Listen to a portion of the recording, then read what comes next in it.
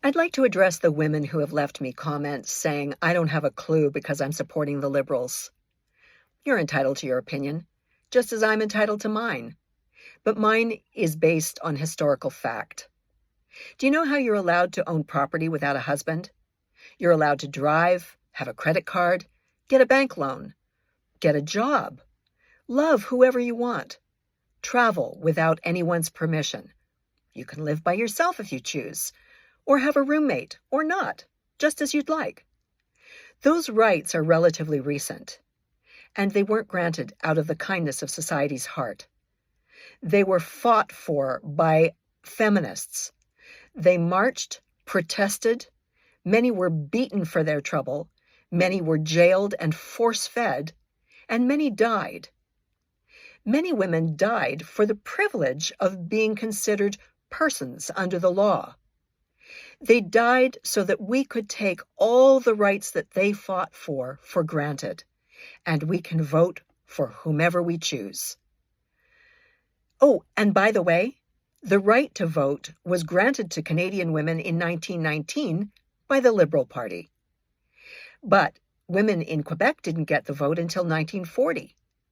And Aboriginal women didn't get the vote until 1960.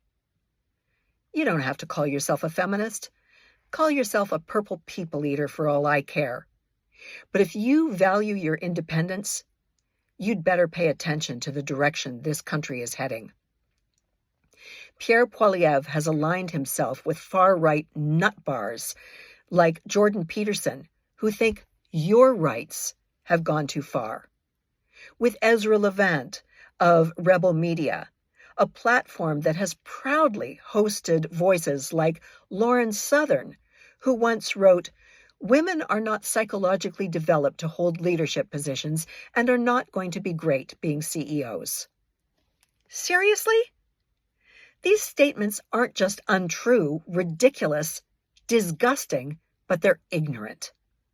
They reflect a broader agenda, one that seeks to undermine the progress women have fought for and died for over generations. We've seen what happens when those views get traction in the U.S.